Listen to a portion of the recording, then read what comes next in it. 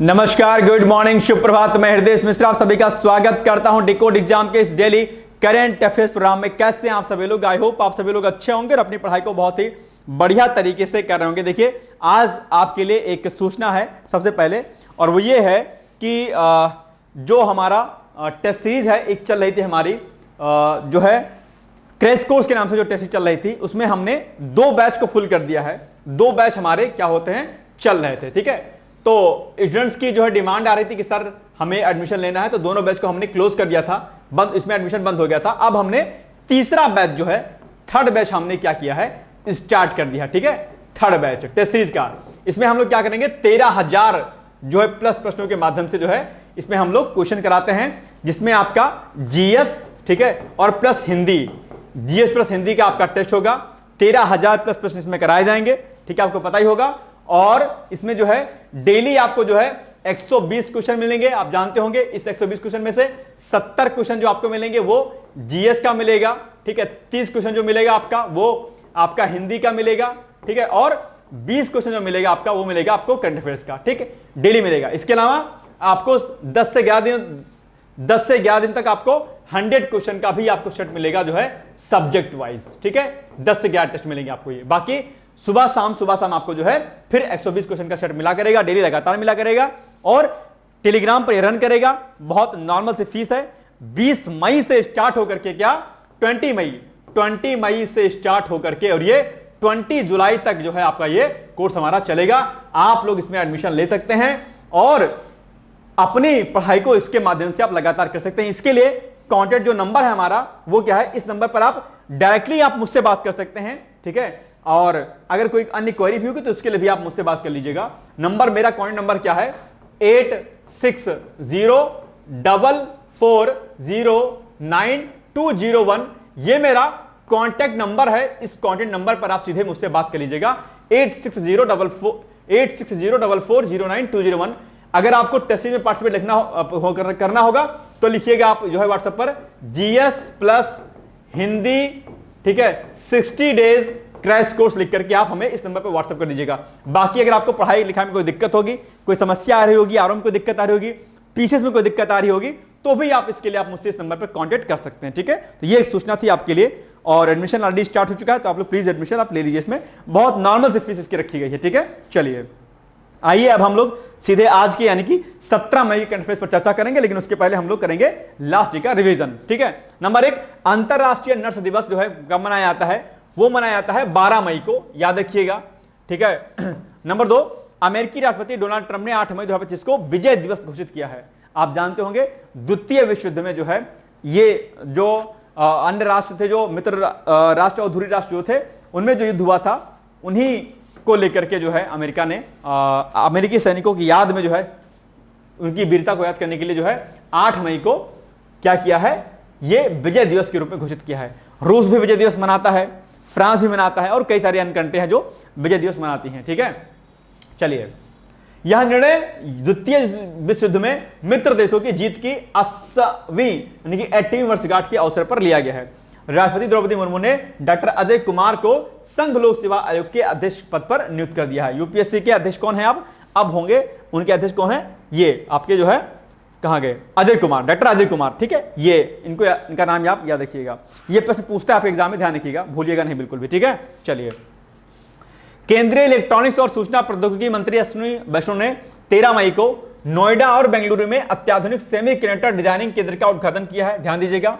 इसके अलावा प्रधानमंत्री नरेंद्र मोदी के मेड इन इंडिया रक्षा उपकरणों पर बल दिए जाने के बाद कारोबारी सत्र में भारतीय रक्षा कंपनियों के शेयरों में 9% तक की क्या हुई है, तेजी आ गई है। आप जानते होंगे पहलगाम हमले के बाद जो है ऑपरेशन सिंदूर चलाया गया, और उसके बाद राष्ट्र के नाम संबोधन में प्रधानमंत्री श्री नरेंद्र मोदी ने स्वदेशी जो हमारे जो रक्षा उपकरण हैं उन पर जो है उनको लेकर के सरकार ने जो है कि मोदी जी ने एक जो है एक वक्तव्य जारी किया, और इसके बाद जो है हमारे जो है जो शेयर थे वो क्या हुए, उनमें तेजी आ गई, और चीन की शेयर क्या है, गिर गए।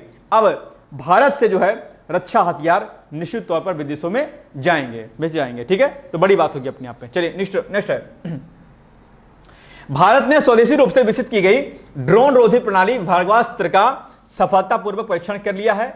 यह कम लागत वाली हार्ड किल मोड में काम करने वाली प्रणाली है जिसे solar defence and aerospace limited ने डिजाइन और विकसित किया हुआ है। ओके, ये भी फैक्ट आपके लिए क्या है, इंपॉर्टेंट है। इस समय भारत मेक इन इंडिया कार्यक्रम के तहत बहुत सारे वेपन्स को बना रहा है।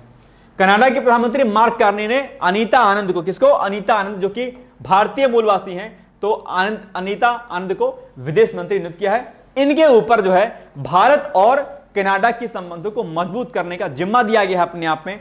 जस्टिन ट्रूडो जब जो है पीएम थे तो उस समय भारत और कनाडा के संबंधों में कहीं ना कहीं क्या था, खटास था, लेकिन अभी जो है मामला सुलट रहा है, शांत हो रहा है। देखते हैं कि विदेश मंत्री होने के नाते अनीता आनंद भारत के साथ किस प्रकार से संबंधों को प्रगाढ़ करती हैं। ठीक है, चलिए, कल हमने आपसे प्रश्न पूछा था कि बताओ निम्न में से एलपीजी यानी कि क्या बोलते हैं, लिक्विड पेट्रोलियम गैस का मुख्य अवयव कौन सा है, ब्यूटेन होता है। ध्यान दीजिएगा, ऑप्शन नंबर सी आप सभी लोगों ने इसका सही उत्तर दिया था। ठीक है, चलिए अब हम आते हैं आज के पहले जो है क्वेश्चन पर। नंबर 1 है होंडुरास के विदेश मंत्री एडवर्डो एंड्रिक रेना गार्सिया की भारत यात्रा। ये अभी जो है ये एक देश है छोटा सा, ठीक है, होंडुरास, शायद आप पहली बार सुन रहे होंगे, ठीक है, लेकिन कोई बात नहीं, देश बहुत सारे हैं भाई साहब। ये जितना आप सोचते हैं ना कि इतनी बड़ी दुनिया है, आपकी सोच से बड़ी दुनिया है अपने आप पे, ठीक है। आप बहुत छोटे से प्यादे हो इस देश के। कई बार आप लोग जो है दुखी होते हो, आपको लगता है कि यार क्या है क्या नहीं, ये कैसे कैसे क्या करें। कई बार आप अपने आप को बहुत ताकतवर समझते हो, आई एम द बॉस, ठीक है, कुछ नहीं हो भाई साहब। ये बहुत बड़ा ब्रह्मांड है, उस बहुत बड़े ब्रह्मांड में बहुत बड़ी बड़ी आकाश गंगाएं हैं, बहुत बड़े बड़े तारे हैं, बहुत बड़े बड़े, इसी जो आप सूर्य आप देखते हो ना, इस सूर्य से ही बड़े बड़े तारे इस आकाश गंगा में भाई साहब मौजूद हैं। आप कल्पना भी अभी नहीं कर सकते हो कि हमारा ब्रह्मांड कितना बड़ा है। उस इतने बड़े ब्रह्मांड में, उस इतने बड़े खगोलीय परिदृश्य में आपकी पृथ्वी है। आप क्या, आपकी पृथ्वी, और पृथ्वी से बड़े बड़े न जाने कितने बड़े बड़े अन्य ग्रह हैं, आपकी पृथ्वी से कई लाख गुना बड़े बड़े। और उस बड़े पृथ्वी पर बहुत बड़ा स्थल क्या है, समुद्र का है। और इस बहुत बड़े पृथ्वी पर बहुत बड़े बड़े देश, बहुत बड़े बड़े जगह हैं, बहुत बड़े महाद्वीप हैं, द्वीप हैं।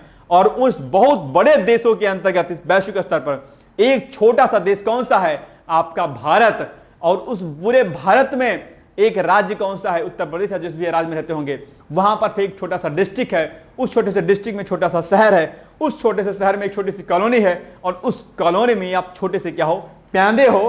तो इसलिए ध्यान दीजिएगा, ये क्या है, ये एक बहुत बड़ा क्या है, ब्रह्मांड है अपने आप में। उसमें बहुत बड़े बड़े आकाश गंगाएं हैं, ठीक है, ना जाने कितने बड़े बड़े सूर्य हैं, उन बड़े बड़े सूर्यों में ना जाने कितने कितने ग्रह बने हैं, उन ना जाने कितने ग्रहों के बीच में जो है पृथ्वी है छोटी सी। उस छोटी सी पृथ्वी में एक बहुत बड़ा सा जो है एरिया है, उसमें से कहीं छोटे से जगह पर आप निवास करते हैं, एक किंचित मात्र से। You are a not powerful person भाई साहब, आप ताकतवर नहीं है। अपनी ताकतों को सीमित रखिएगा, कभी भी ओवर कॉन्फिडेंस मत रहिएगा, अपनी ताकत को गलत मत मानिएगा। इसलिए ध्यान दीजिएगा कि भैया देश दुनिया बहुत बड़ी है, इसलिए डाउन टू अर्थ रहने का मेरे कहने का मतलब यह था कि कई बार क्या होता है कि आप एकदम से राजा बन जाते हो, नौकरी लगती है तो राजा बन जाते हो, नहीं बनना, ठीक है। खैर आइए टॉपिक पर आते हैं, तो आप लोग कहोगे कि यार कहां पहुंच गया मैं। बस बात मैं बता रहा था कि दुनिया पर आपकी नजर होनी चाहिए, ये नहीं कि होंडुरास देश कौन सा आपको नजर नहीं रखनी, आपको नजर रखनी है इस देश पर, ठीक है। चलिए, तो यहां के विदेश मंत्री हैं एडवर्डो एंड्रिक रेना गार्सिया, मई माह में भारत की यात्रा पर आए हुए हैं। ये वह नई दिल्ली में होंडुरास दूतावास का उद्घाटन उन्होंने किया अभी, ठीक है, नया दूतावास बना हुआ है होंडुरास का, उन्होंने दिल्ली में उसका उद्घाटन किया। दूतावास का शुभारंभ दोनों देशों के बीच मैत्रीपूर्ण द्विपक्षीय संबंधों को महत्वपूर्ण उपलब्धि तक ले जाना है अपने आप में, ठीक है। चलिए अब बात भैया होंडुरास की कर लेते हैं, क्योंकि चर्चाओं में है। तो ये क्या है, मध्य अमेरिका में स्थित एक देश है छोटा सा, है ना। चलिए आगे देखते हैं हम लोग।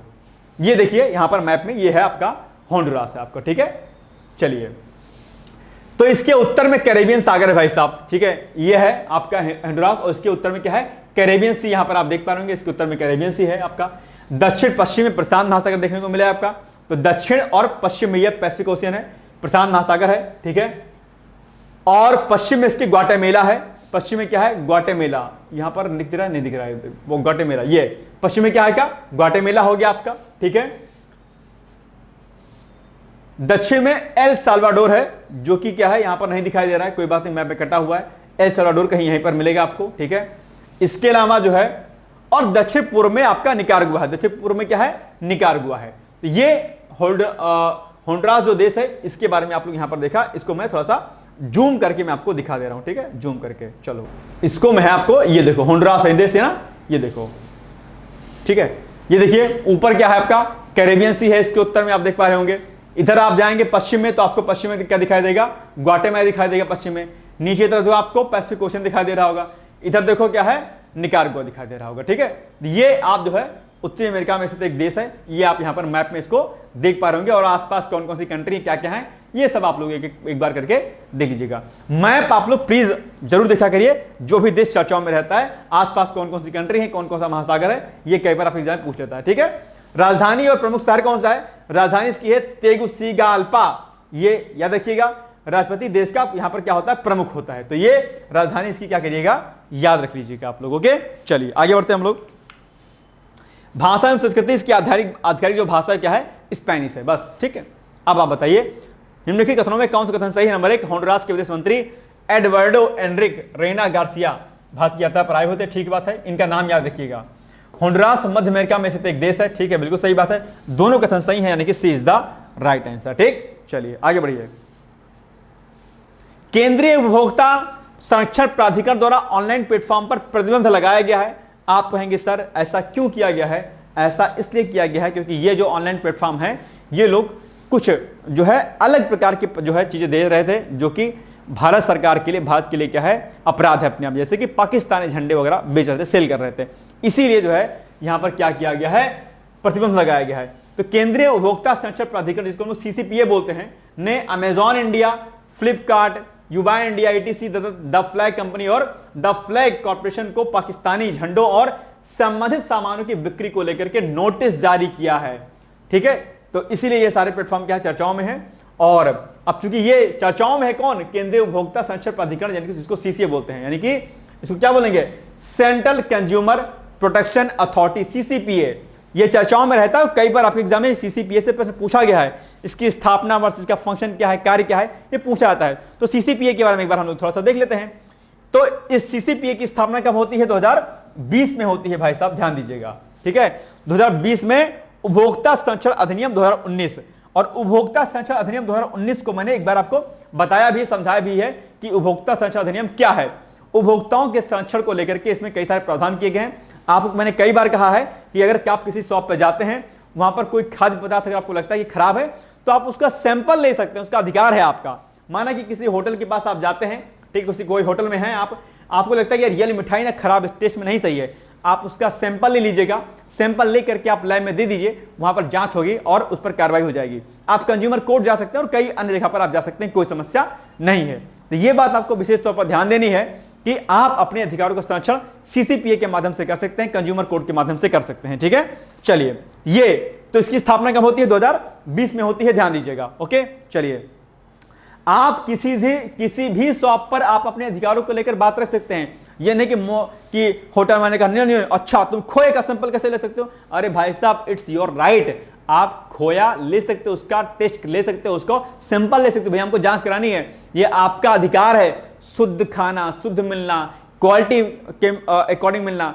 कई बार पैकेट में सामान लिखा रहता है, जो लिखा रहता है क्या वो चीज वास्तव में उस डिब्बे में पैक है कि नहीं है, आप सबकी जांच कर सकते हैं, ये आपका राइट है। और इन अधिकार को आप जानिए और समझिए, ठीक है। और दिक्कत हो तो कंज्यूमर कोर्ट जाइए, आपको न्याय मिलेगा, ठीक है, कोई दिक्कत नहीं है। चलिए आगे, इसका उद्देश्य उपभोक्ता यानी कि कंज्यूमर के अधिकारों की रक्षा करना और अनुचित व्यापार व्यवहारों को रोकना है। मुख्य उद्देश्य क्या है? नंबर 1, उपभोक्ता अधिकारों की सुरक्षा करना, यानी हमारे अधिकारों की सुरक्षा करना, कोई दिक्कत ना हो। भ्रामक विज्ञापनों पर कार्रवाई, यानी कि कई बार क्या होता है, विज्ञापन बड़े गजब दिखाए जाते हैं, ये खा लोगे तो तुम मजबूत हो जाओगे। नहीं भाई साहब, ऐसा नहीं होता है। एक बार राजीव दीक्षित जी का नाम शायद आप जानते होंगे, हालांकि वो हमारे बीच में नहीं है। तो एक मशहूर जो है एक्ट्रेस एक ऐड करती थी कि इस जो है क्या कहते हैं, साबुन को लगाने से आप जो है गोरे चिट्टे हो जाएंगे। क्रीम या साबुन था, मुझे ध्यान नहीं आ रहा एग्जैक्ट। तो राजीव दीक्षित जी ने उन एक्ट्रेस पर जो है क्या कर दिया, केस कर दिया। बताया, उनसे कोर्ट ने पूछा, उन्होंने अपने कोर्ट वकील के माध्यम से उसने पूछवाया कि क्या आपकी खूबसूरती का राज ये पर्टिकुलर साबुन है भाई साहब?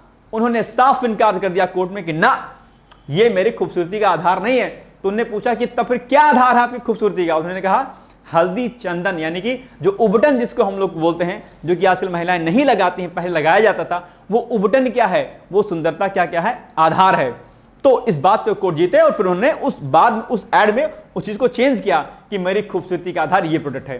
कई बार भ्रामक विज्ञापन जो होते हैं वो आपके दिमाग को चेंज करते हैं और आप उन भ्रामक विज्ञापनों के अंतर्गत आने के बाद उस प्रोडक्ट को लेते हैं और नुकसान में आते हैं। तो भ्रामक विज्ञापनों पर रोक लगाने का काम भी ये करता है, सीसीपीए करता है, याद रहेगा। और बात अगर उबटन की आ गई है तो गोरा अगर होना चाहते हो, वैसे तो काले हो तो भी कोई दिक्कत नहीं है, ठीक है। हर इंसान अपने आप में क्या है, खूबसूरत है। कभी भी अपना आकलन आप लोग कम करके मत आका करिए, आप टेढ़े हैं, मेढ़े हैं, ठीक है, गोल हैं, गोलगप्पे जैसे हैं, कुछ फर्क नहीं पड़ना चाहिए। You are the best person, आप दुनिया के सबसे खूबसूरतम लड़की और खूबसूरतम लड़के हैं, यह भाव अपने भीतर हमेशा रखना चाहिए, ठीक है। टेंशन नहीं लेने का नहीं है। बहुत ज्यादा गोरेपन का स्वभाव अगर आपके भीतर आ गया है, उबटन लगाइए, हल्दी चंदन दूध का लेप बनाइए, ठीक है, और आटे का, और उसको गालों पर अपने आराम से लगाइए, पूरी बॉडी पर उसको लगाइए। और जैसे जो मालिश नहीं करते वैसे मालिश करिए, मैल भी निकलेगी, गंदगी भी निकलेगी और चेहरे पर एक नई चमक आएगी। कोई क्रीम कोई पाउडर मत लगाइएगा, कैंसर कॉजेज होते हैं, आपकी बॉडी के लिए हार्मफुल होते हैं, ठीक है, ध्यान दीजिएगा। स्किन वगैरह में रफ हो जाती है उससे, ठीक है। अनुचित व्यापार व्यवहारों पर रोकथाम, जनहित में हस्तक्षेप करता है। अधिकार और शक्तियां क्या है इसकी, यह स्वविवेक से शिकायत पर जांच शुरू कर सकता है ऑटोमेटिक। जैसे कि अभी क्या हुआ, इन ऑनलाइन कंपनियों ने पाकिस्तानी झंडे और अन्य सामग्री को बेचा, तो इसने स्वविवेक अपने अनुसार जांच शुरू कर दिया और प्रतिबंध लगा दिया। उत्पाद को वापस बुलाने का आदेश।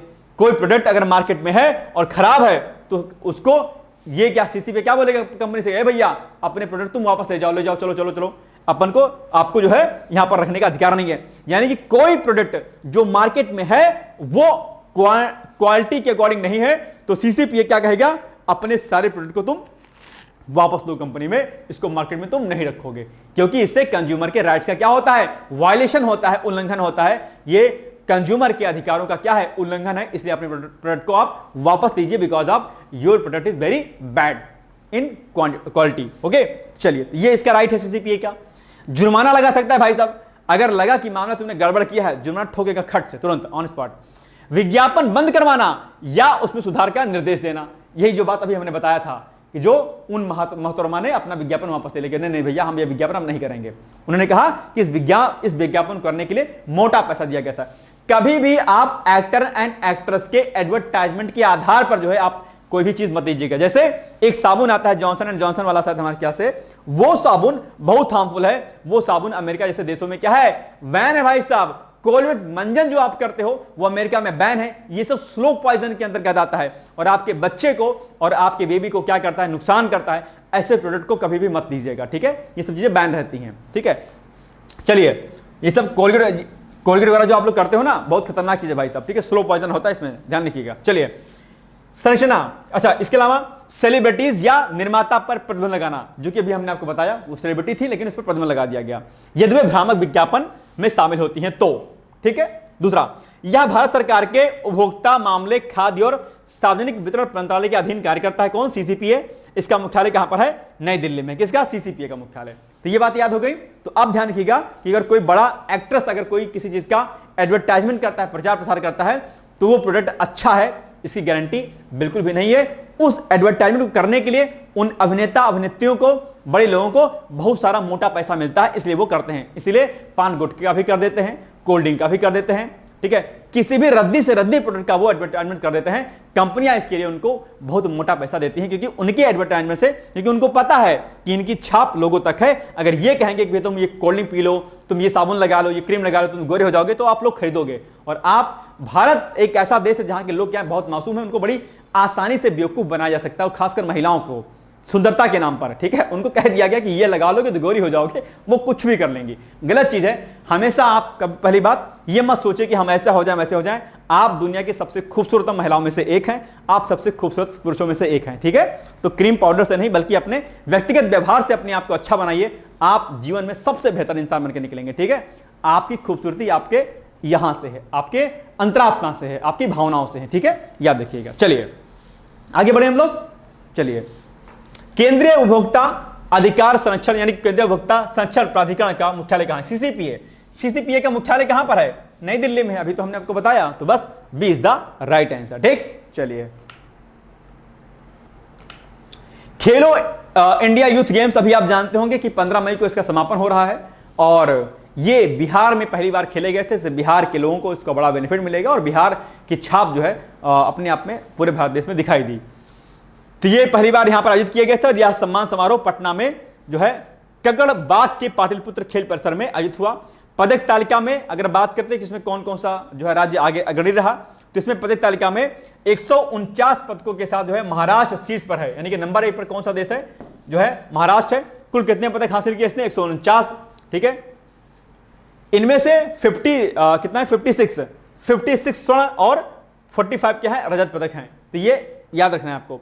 हरियाणा 35 स्वर्ण और 26 रजत पदक सहित 107 पदकों के साथ दूसरे स्थान पर, पहले पर महाराष्ट्र, दूसरे पर हरियाणा। पदक का नाम और कितना कितना पदक क्या है इसको भी आपको क्या करना है, याद रखना है। ठीक है, आगे राजस्थान 22 स्वर्ण सहित 55 पदक लेकर के तीसरे स्थान पर रहा। तो नंबर 1 पर महाराष्ट्र, दूसरे पर हरियाणा और तीसरे पर क्या कहते हैं आपका राजस्थान। ठीक है, तो राजस्थान के पास जो है 55 पदक, ठीक है, हरियाणा के पास 107 पदक और 149 पदक जो है महाराष्ट्र के पास, जिनमें कितने स्वर्ण और कितने रजत हैं इसको भी आपको याद रखना है। ठीक है, तो खेलो इंडिया यूथ गेम्स 2025 का आयोजन पहली बार बिहार में किया गया था। कब से कब तक, जो है 4 से लेकर के और 15 मई 2025 के मध्य में। डेट भी आप लोग याद रखिएगा। ठीक है, इन 5 शहरों में जो है इसका आयोजन किया गया, यानी कि पटना, राजगीर, गया, भागलपुर और बेगूसराय में, और कुछ खेल जो है दिल्ली में भी शायद आई थिंक हुए थे। ठीक है, ये आप लोग इसको याद रखिएगा। चलिए अब आप बताइए, खेलो इंडिया यूथ गेम्स के अंतर्गत शीर्ष स्थान पर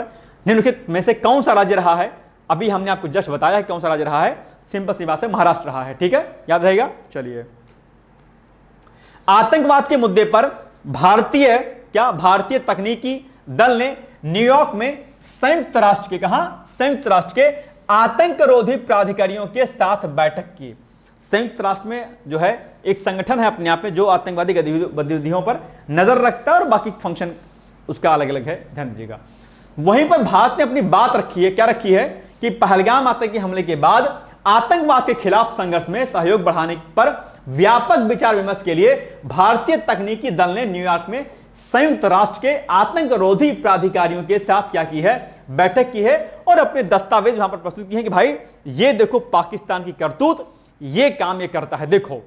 ठीक है, जिस आतंकवादी संगठन को, जिस आतंकवादियों को अमेरिका ने बैन कर रखा है, उनके साथ पाकिस्तान की सेना, पाकिस्तान के पीएम और पूरा पाकिस्तान के साथ में खड़ा है वहां पर। ये सारी बात बताई और किस तरीके से पहलगाम आतंकी हमला किया गया, किस बिहाफ पे किया गया, क्या सोची समझी चाल थी, इन सारी बातों को लेकर के अपने दस्तावेज भारतीय वहां पर पेश किए हैं अपने आप में। ठीक है, बैठक के दौरान संयुक्त राष्ट्र आतंकरोधी कार्यालय के अवर महासचिव व्लादिमीर वोरोनकोन और आतंकवाद रोधी कार्यकारी निदेशालय समिति की सहायक महासचिव कौन, नतालिया गिरमन ने सुरक्षा परिषद के आतंकरोधी प्रस्ताव और संयुक्त राष्ट्र की वैश्विक आतंकवादी रणनीति लागू करने में सहयोग बढ़ाने पर बल दिया कि भैया हम आपके साथ हैं, कोई दिक्कत नहीं है, हम जानते हैं पाकिस्तान कैसा है। भारतीय प्रतिनिधिमंडल ने सुरक्षा परिषद समिति की निगरानी टीम से मुलाकात की और इसे क्या कहते हैं 1267 यानी कि 1267 समिति के रूप में भी इसको जाना जाता है, जो समिति जो आतंकी संगठनों और उनसे जुड़े गुटों पर क्या करती है, प्रतिबंध लगाती है। ठीक है, इसी समिति के सामने लोग गए थे। भारतीय तकनीकी दल 1267 समिति को द रेजिडेंस, ये हट गया है, रेजिडेंस फ्रंट TRF द्वारा पहलगाम आतंकी हमले को अंजाम दिए जाने के प्रमाण भी उपलब्ध कराए गए। ठीक है, ये जो संगठन आप देख रहे हैं इसके प्रमाण दिया गया। और ये क्या है, ये जो संगठन है TRF पाकिस्तान स्थित आतंकी संगठन लश्कर तौबा का सहयोगी गुट है। इसी के बारे में भारत ने बताया कि भैया देखो इसने क्या कांड किया है वहां पर पहलगाम में। ठीक है, चलिए, संयुक्त राष्ट्र ने लश्कर तौबा को अंतरराष्ट्रीय आतंकी संगठन क्या किया है, सूची में रखा है। तो इसीलिए ये सारे दस्तावेज वहां पर प्रस्तुत किए गए हैं भारत की तरफ से। भाई पाकिस्तान को देख लो, एक कैसा देश है जिसकी तुम बार बार जो है सपोर्ट करते रहते हो। ठीक है, अमेरिका ऐसा देश है भाई कि ना इसके साथ दुश्मनी अच्छी, ना इसके साथ दोस्ती अच्छी। जैसे पुलिस के साथ कहा जाता है कि ना पुलिस की दोस्ती अच्छी, ना पुलिस की दुश्मनी अच्छी। ठीक है, वो एक अलग बात है। हाँ, वो अलग बात है कि किसी पुलिस वाले से शादी हो जाए तब तो भैया उसके साथ रहना पड़ेगा, क्या दिक्कत है। बीबी पुलिस वाली मिल जाए तो क्या कीजिएगा, डंडा मारेगी। एक तो बीबी आजकल बहुत मारती है भैया, ठीक है, बहुत मारती है, अंदर घर के अंदर मारती है आजकल बीबी लोग, बहुत तेज हो गई है। ठीक है, और अगर बीबी पुलिस वाली मिल जाए तो तब तो फिर समझ लो कि मामला गड़बड़ हो जाएगा भाई साहब। ठीक है, बता भी नहीं पाओगे भाई कितना मारा है बीबी ने। ठीक है, इसलिए बच के रहना चाहिए। वैसे भी गृह मंत्रालय सारा सारा उसी के पास रहता है। चलिए, होम मिनिस्ट्री इसके पास आ गई ऊपर से, इतना खतरनाक, तो क्या होगा फिर। चलिए, निम्नलिखित कथनों में कौन सा कथन सही है, ठीक है। चलिए, पहलगाम आते कुछ लोग मुस्कुरा रहे होंगे, सोच रहे हाँ यार सर मारे तो जाते हैं, बीवी से क्या करें कोई बात नहीं, ठीक है। काम ही ऐसा करते होगे तो पिटोगे भाई साहब, क्या कीजिएगा, बीवी का बात मानिएगा तो नहीं पिटोगे। चलिए, निम्नलिखित कथनों में कौन सा कथन सही है। नंबर 1, पहलगाम आतंकी हमले के बाद आतंकवाद के खिलाफ संघर्ष में सहयोग बढ़ाने पर व्यापक विचार विमर्श के लिए भारतीय तकनीकी दल ने न्यूयॉर्क में संयुक्त राष्ट्र के आतंकवाद रोधी पदाधिकारियों के साथ बैठक की। बिल्कुल सही बात है, की बैठक। दूसरा, भारतीय तकनीकी दल 1267 समिति को द रेजिडेंट्स फ्रंट यानी कि इसको टीआरएफ द्वारा पहलगाम आतंकी हमले को अंजाम दिए जाने के प्रमाण भी उपलब्ध करा रहा है। बिल्कुल सही बात है, करा रहा है। तो दोनों कथन क्या है, सही, यानी कि सी इज द राइट आंसर, ठीक है। चलो, जिनको खुश रहना है शादी के बाद, एक काम कीजिएगा, सुबह सुबह उठिए और एक बढ़िया सी कॉफी और बढ़िया सी चाय मैडम जी के लिए बना के दीजिए, कहिए लीजिए मैडम, श्रीमती जी लीजिए, बस दिल हो जाएगा उनका खुश, गार्डन गार्डन। और जब भी आइए ऑफिस से, भैया कुछ ले हुए के आया करिए, ठीक है कुछ बढ़िया सा। ऐसे घर ऑफिस से आ जाओगे तो मार पड़ेगी।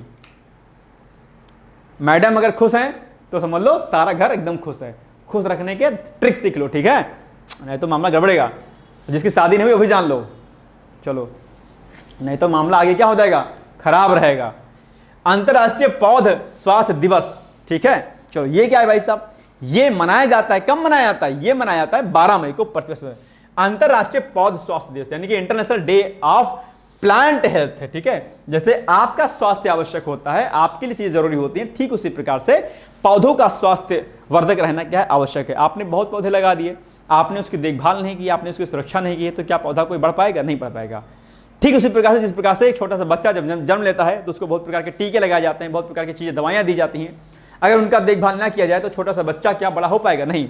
ठीक उसी प्रकार से पेड़ पौधों का भी स्वास्थ्य रहता है, और पेड़ हमारे लिए क्या है, जान है हमारे लिए, हमारे पेड़ हमारे लिए हमारी धड़कन है, पेड़ ही हमारे लिए क्या सर्वस्व है, क्योंकि वो देते हैं हमें ऑक्सीजन, और बिना ऑक्सीजन को क्या कहते हैं, प्राणवायु बोलते हैं, यानी कि ऑक्सीजन क्या है, प्राण है हमारा। अगर ऑक्सीजन नहीं है तो कुछ भी नहीं है, आप कतई जी नहीं सकते इस धरा पर। तो इसलिए पेड़ों का संरक्षण करना, पौधों का संरक्षण करना आवश्यक है, उनके स्वास्थ्य का अर्थात उनका संरक्षण करना हमारे लिए आवश्यक है, ठीक है। तो इसका उद्देश्य क्या है, पौधों के स्वास्थ्य के महत्व के प्रति वैश्विक जागरूकता बढ़ाना है, जो खाद्य सुरक्षा यानी कि फूड सिक्योरिटी, जैव विविधता यानी कि बायोडायवर्सिटी, पर्यावरण संरक्षण यानी कि एनवायरमेंटल कंजर्वेशन और आर्थिक विकास के लिए अत्यंत आवश्यक है। भाई कोई भी पौधा लगाओगे वो हमें फल देगा, फूल देगा, लकड़ी देगा, छाया देगा, सब कुछ तो देगा, तो हमारे जीवन के लिए आवश्यक है। और सबसे बड़ी बात है वो ऑक्सीजन देगा, तो ये एक अच्छी बात है कि हमें इस पर ध्यान देना चाहिए, ठीक है। और ये जो आपका अंतर्राष्ट्रीय पौध स्वास्थ्य दिवस है, इसकी थीम क्या है, वन हेल्थ में पौधों के स्वास्थ्य का महत्व, ठीक है, ये इसकी थीम है इस बार। आगे, संयुक्त राष्ट्र ने 2020 को अंतर्राष्ट्रीय पौध स्वास्थ्य वर्ष जो है घोषित किया था, ठीक है, 2020 को। 2022 में संयुक्त राष्ट्र महासभा ने 12 मई को अंतर्राष्ट्रीय पौध स्वास्थ्य दिवस के रूप में मान्यता दी, और इसके अलावा इसका उद्देश्य पौधों को कीटों और बीमारियों से बचाने के लिए वैश्विक सहयोग को बढ़ावा देना है। कोई भी पौधा है कि उसमें कोई नुकसान हो रहा है तो आप उसका इलाज करिए, उसकी देखभाल करिए, ठीक है। चलिए, अंतर्राष्ट्रीय पौध स्वास्थ्य दिवस कब मनाया जाता है, अभी तो हमने आपको बताया 12 मई को, बस D is the right answer. Bharat का पहला भिखारी मुक्त शहर, भाई साहब ये गजब चीज है भाई साहब, भिखारियों से मुक्त हो गया एक ऐसा जो है आपका क्या कहते हैं शहर है। आप कहेंगे सर यू कौन सा शहर है, इससे रिलेटेड मैंने एक आपको प्रश्न कराया था, अगर आप धीरे से अपने पुराने जमाने में जाएंगे, मतलब अपने दिमाग को पीछे बैक में ले जाएंगे, बैक में अगर आप ले गए तो आप पाएंगे कि एक क्वेश्चन मैंने कराया था कि एक शहर है, उस शहर के एडमिनिस्ट्रेशन ने कहा था कि मंदिर के आसपास और बाकी अन्य जगहों पर जो है भीख मांगना बैन है। याद आया आपको, कौन सा शहर है, वो शहर था कौन सा, इंदौर था, याद आ गया। इंदौर शहर में कुछ टाइम पहले एडमिनिस्ट्रेशन ने भीख मांगने पर प्रतिबंध लगा दिया था, और जो है कहा था कि खासकर मंदिर के आसपास जो भी धार्मिक स्थल होते हैं उनके आसपास भीख मांगना क्या है, मना है, क्योंकि वहां पर चोरी से लेकर के कई अन्य गतिविधियां वहां पर शामिल हुआ करती थी। वहां पर एडमिनिस्ट्रेशन से लेकर के लोकल गवर्नमेंट ने काफी ज्यादा सपोर्ट किया इस योजना को, और बाकी अन्य लोगों ने भी इस पर सहयोग किया। अब वहां पर भिखारी क्या हो गए हैं, समाप्त हो गए हैं। एक भी भिखारी आपको इंदौर में नहीं दिखाई देगा, और ये भारत का पहला शहर बन गया है। और इंदौर एक मामले में नंबर 1 पर बहुत दिनों से ऑलरेडी हो रहा है, वो किसमें हो रहा है, स्वच्छता के मामले में भी इंदौर लगातार नंबर 1 शहर के रूप में उभर रहा है, ठीक है। तो इंदौर हो गया, चेन्नई हो गया, ये कुछ ऐसे शहर हैं जो बहुत साफ सुथरे दिखाई देते हैं। ठीक है, तो भारत का पहला भिखारी मुक्त शहर जो है इंदौर बन गया है। मध्य प्रदेश के इस शहर ने मई 2025 में यह उपलब्धि हासिल कर ली है, जब प्रशासन ने घोषणा की थी कि शहर में अब कोई भी भिखारी नहीं है। पुनर्वास और रोजगार फरवरी 2024 में शुरू हुए अभियान के तहत लगभग 5000 भिखारियों की पहचान की गई, जिसमें 500 बच्चे भी शामिल है। इनको जो है इनका पुनर्वास किया गया, उनको रोजगार दिया गया, मतलब इनको हेल्प कर दिया, इनको कहीं भगा नहीं दिया गया भाई साहब कि भिखारी को भगा दिया गया, ऐसा नहीं है। इनको रोजगार दिया गया, इनका पुनर्वास किया गया ताकि ये भीख ना मांगे सड़क पर रह करके। इससे हमारे देश की जो छवि क्या होती है, खराब होती है। और ये जो भिखारी जो आप सड़क पर देखते होंगे भाई साहब, ठीक है, no comment about this matter, but आपने कई मामलों में देखा होगा कि इन कई मामलों में आपने देखा होगा कि इन्हीं में से कई सारे लोग इसका फायदा उठा करके बहुत खराब गतिविधियां करते हैं। कई सारे जो है जो खराब गतिविधियां होती हैं, चोरी से लेकर के डकैती तक इसमें शामिल होते हैं। और ऐसा नहीं कि ये भिखारी जो आप दिखते होंगे, जो गरीब बेचारे हैं, जो अपंग हैं, जो नहीं चल सकते, उनकी तो मजबूरी हो गया मांगना, क्या करें। लेकिन जो लोग चल सकते हैं, जो बच्चे हैं, जो महिलाएं हैं, जिनके 2 हाथ पैर अच्छे हैं, सब कुछ ठीक ठाक है, वो सड़क पर आपको भीख मांगते हुए दिख जाएंगे। यानी कि वो कहीं ना कहीं काम करने से जी चुराते हैं। सिंपल सी सटीक सी बात है, इसमें कोई दो राय नहीं है। और ऐसे लोगों को आप पैसे देने से बचा करिए। आप पैसे देंगे तो उनका मनोबल बढ़ेगा, या और भीख मांगेंगे। ठीक है, नहीं करना है। आप इनको समझाइए, या फिर आप पैसा दे दीजिए, कहिए कि बाबू देखो ऐसा है, छोटा बच्चा हो तो उसको समझाइए, बड़ा हो तो उसको समझाइए कि भाई देखो ऐसा, आपके हाथ पैर सही हैं, आप काम कर लीजिए, आपके अंदर एक मजबूत इच्छा शक्ति होगी, आप अपने काम के दम पर आप बहुत आगे जा सकते हैं। आप उनको समझाने का प्रयास कीजिए कि ये सही तरीका नहीं है। ठीक है, ये आप उनको सरकारी योजनाओं के बारे में बताइए कि भाई ये सरकार योजनाएं चला रही हैं, आप यहां पर जाकर इस योजना का इसमें भाग ले सकते हैं। आप रेडी पटरी वाले हैं तो भी आप इसमें पार्टिसिपेट कर सकते हैं। तो आप उनको समझाइए, बाकी ये नहीं कि आप उनको मार वार के डांट के मत भगाइए। ठीक है, कि गुस्सा करने लगे, गुस्सा नहीं करना है, समझाइए उनको। आप समझाएंगे तो बात मान जाएंगे आपकी। ठीक है, चलिए, इन सभी को पुनर्वास केंद्रों में स्थानांतरित किया गया और उन्हें रोजगार के अवसर प्रदान किए गए। भगा नहीं दिया गया उनको जन सुविधाओं से जो है वंचित जो थे, उनको उन जन सुविधाओं को दिया गया और कहा गया कि भाई आप इन जन सुविधाओं का फायदा उठाइए जो सरकार आपके लिए काम करती है। ठीक है, तो ये बात ध्यान रखिएगा। देखो, एडमिनिस्ट्रेशन जो अगर चाह ले, सरकार के स्तर पर अगर प्रशासन चाह ले कोई काम करना, तो काम मुश्किल बिल्कुल भी नहीं होता है। ठीक है, याद रखिएगा। इसलिए गुड गवर्नेंस की संकल्पना, आप पीसीएस अधिकारी बनेंगे, आईएएस बनेंगे तो आपके थ्रू हो जाएगी, सुशासन की संकल्पना साकारित हो जाएगी। शिक्षा का प्रावधान किया गया, भीख मांगने वाले बच्चों को स्कूलों में दाखिला दिलाया गया, जिससे वह मुख्यधारा की शिक्षा में जुड़ सके। कानूनी और सामाजिक उपाय किए गए। शहर में सार्वजनिक स्थानों पर भीख मांगने और देने दोनों पर प्रतिबंध लगा दिया गया। भीख मांगोगे तो भी आप पर प्रतिबंध लगेगा, जुर्माना है, और भीख दोगे तो भी जुर्माना है। भीख आप किसी को दे भी नहीं सकते हो, यह भी गलत तरीका है। भाई आप किसी को पैसा दोगे तो उसको बढ़ावा मिलेगा, उसको और भीख मांगेंगे फिर वो। इसलिए मैंने अभी थोड़ी देर पहले कहा कि आप भीख दीजिएगा भी नहीं। कोई अपंग है, नहीं चल पा रहा, बेचारा वास्तव में गरीब है, उसकी बात अलग है। ठीक है, तो ये सारी बातें आप यहां पर लिखी गई है, किस तरीके से यहां पर चीजें दी गई हैं। इसके उल्लंघन करने पर कार्रवाई की गई और नागरिकों को भिखारियों की सूचना देने पर 1000 रुपए का इनाम देने की घोषणा भी की गई। ठीक है, राष्ट्रीय और अंतर्राष्ट्रीय मान्यता। इस पहल को केंद्रीय सामाजिक न्याय एवं अधिकारिता मंत्रालय और विश्व बैंक द्वारा भी इसको सराहा गया और अपने आप में एक जो है मॉडल के रूप में रखा गया भैया कि इस तरीके से आप इसको कर सकते हैं पूरे वैश्विक स्तर पर। बाकी भारत सरकार द्वारा गरीबी उन्मूलन के लिए, गरीबी को खत्म करने के लिए कुछ प्रमुख योजनाएं केंद्र सरकार की हैं। आप इसको पीडीएफ में एक करके क्या करिएगा, पढ़ लीजिएगा। अच्छी योजनाएं हैं, आप इसको अपने मुख्य परीक्षा में जो है लिख सकते हैं। अगर गरीबी पर कोई प्रश्न आता है, इन सारे पॉइंट्स को आप अपने लिख सकते हैं। ठीक है, नोट कर लीजिएगा अपने मेंस वाली कॉपी में। ठीक है, चलिए, दीनदयाल अंत्योदय योजना ये भी है, महात्मा गांधी राष्ट्रीय ग्रामीण रोजगार गारंटी योजना। अब आज आपके लिए टास्क है, ठीक है, टास्क है कि गरीबी को लेकर के ठीक है खत्म करने के लिए यूपी गवर्नमेंट की कौन कौन सी योजनाएं हैं, इसको भी आपको लिखना है। उत्तर प्रदेश सरकार की कौन कौन सी योजना है जो युवाओं को सशक्त करती है, मजबूत करती है, लोन देती है और गरीबी को खत्म करती है। ठीक है, ये टास्क आपका, इसको लिखिएगा। चलिए, प्रश्न है, हाल ही में भारत का पहला भिखारी मुक्त शहर कौन सा बना? इंदौर बन गया। B is the right answer. आयकर अधिनियम की संशोधित धारा 80 IAC अभी चर्चाओं में है ये। ठीक है, चर्चाओं में क्यों है? क्योंकि उद्योग संवर्धन और आंतरिक व्यापार विभाग DPIIT ने आयकर अधिनियम संशोधित धारा 80 IAC के तहत आयकर छूट के लिए 187 स्टार्टअप को मंजूरी दे दी है। ये आयकर अधिनियम जो 80 IAC है, इसको शायद संभवतः आप लोग जानते होंगे, गवर्नमेंट जॉब करते होंगे तो आप निश्चित तौर पर जानते होंगे। आयकर की छूट से इसमें प्रावधान किया गया है। ठीक है, वाणिज्य और उद्योग मंत्रालय ने कहा कि 1 अप्रैल 2030 से पहले निगमित स्टार्टअप अब आवेदन करने के पात्र हैं, जिससे नए उद्योगों को इस वित्तीय राहत का लाभ उठाने के लिए अधिक समय और अवसर मिलेगा। मंत्रालय ने कहा, क्या कहा कि कर लाभ के अंतर्गत पात्र स्टार्टअप को निगमन की तारीख से 10 साल की अवधि में लगातार 3 वर्षों के लिए मुनाफे पर आयकर में 100% से छूट देने का प्रावधान है। भाई आप स्टार्टअप लगाएंगे, आप तुरंत ही जो है कर देना शुरू कर देंगे तो दिक्कत हो जाएगी। आपको अपने आप को खड़ा करना है, स्टैंड करना है। इसीलिए सरकार ने 80 ICA के तहत जो आपको कर से छूट प्रदान की है कि भैया अगर नया स्टार्टअप आप करते हैं तो आप आराम से कर सकते हैं, कोई दिक्कत नहीं है। ठीक है, इसके लिए बहुत सारे रूल और रेगुलेशन बनाए गए हैं।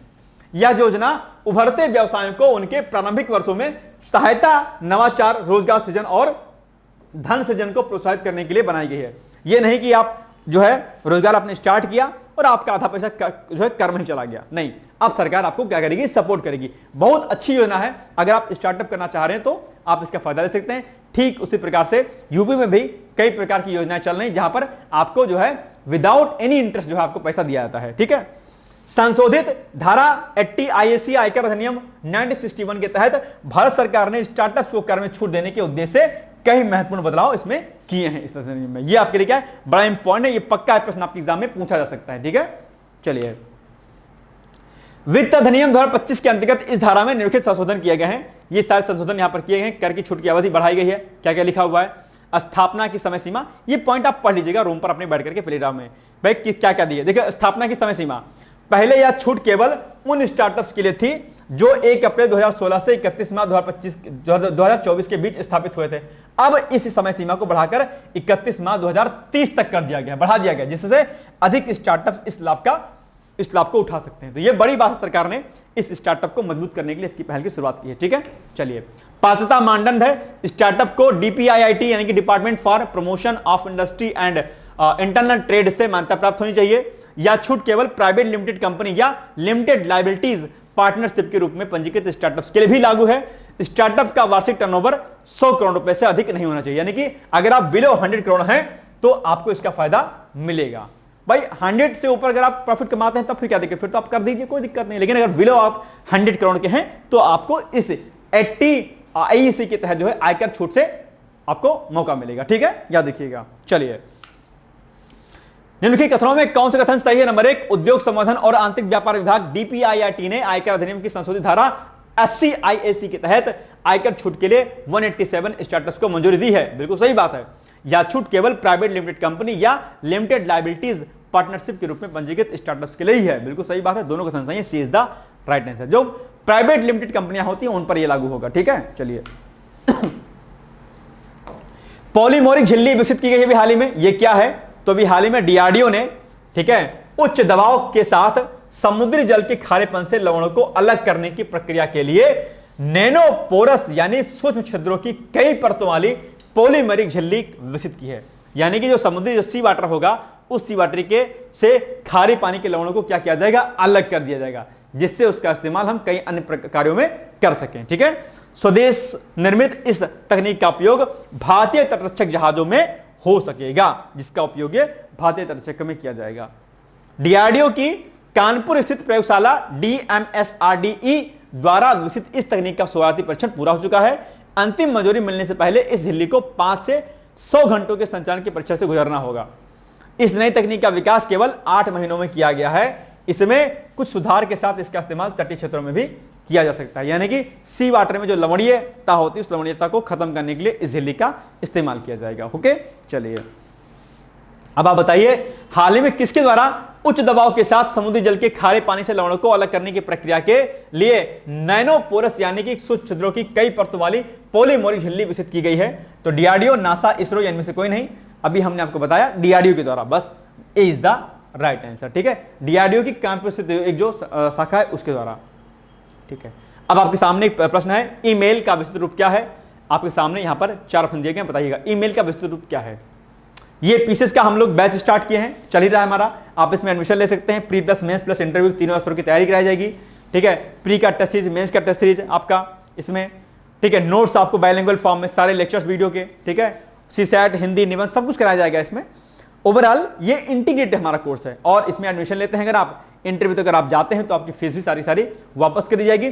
सबसे बड़ा बेनिफिट इस कोर्स का यह है कि इसको लेने के बाद आपको किसी बाहरी स्रोत पर अर्थात किसी बाहरी नोट्स या किताब पर आपको आवश्यकता आपकी नहीं रहेगी। तो ये इस कोर्स में एडमिशन लेने के लिए आप PCS 2025 लिख करके आप 8604409201 पर आप मुझसे बात कर सकते हैं। सीधे आप इस पर मुझसे बात कर सकते हैं, कोई दिक्कत नहीं।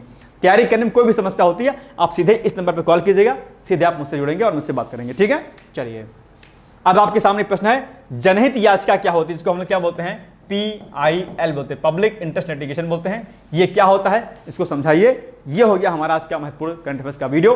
बाकी हम लोग मिलेंगे कल, तब तक आप लोग क्या करिए, पढ़ते रहिए, मस्त रहिए, व्यस्त रहिए, मुस्कुराते रहिए। All the best and thank you so much, bye bye, take care, thank you. दोस्तों, क्या आप PCS अधिकारी बनना चाहते हैं? यदि हाँ, तो डिकोड एग्जाम लेकर आया है UP PCS फाउंडेशन कोर्स 2025।